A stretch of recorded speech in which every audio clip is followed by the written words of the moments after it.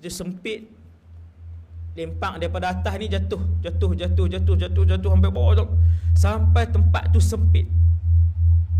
Makanan dayyiqa, Allah sebut dalam Quran, tempat itu sempit. Muqarranin, dan kamu diikat. Da'u hunalika thubura, akhirnya mereka pun bila jatuh dalam tempat neraka. Yang keenam saya tak sebut tak saat ni, gelap gelita. Dia bukan gelap bilik kita masuk gelap gelita. Lepas 2 minit cerah lah, lepas 2 minit nampak lah. Macam mana tak dulu mengaji sains kan, dia nampak lah. Gelap api neraka, gelap neraka Jahannam, duk bila pun tak nampak. Tu api ustaz, api kan nampak, api dia warna hitam.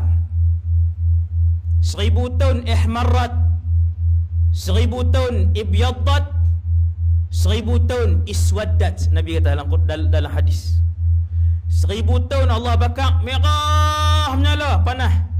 1000 tahun Allah bakar, apa nama ni, putih, api putih. Api putih kan panas. Hak putih tu 1000 tahun, kemudian 1000 tahun, 1000 tahun.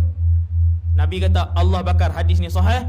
1000 tahun yang ketiga Allah membakarnya sehingga api itu menjadi hitam, sebab dia terlalu panas. Kerana itulah suasana di dalam neraka Jahannam, dan kesemua neraka adalah gelap gelita. 6 kali azab. Tadi saya sebut 5 kan, 6 kali azab.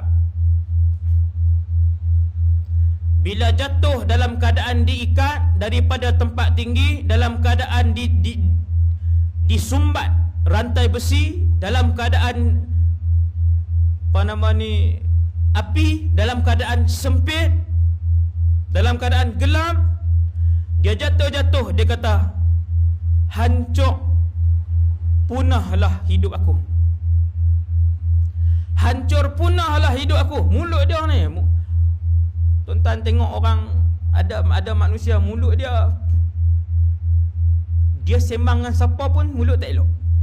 Inna lillahi wa inna ilaihi raji'un. Mulut dia sembang dengan siapa pun bagi sakit hati orang.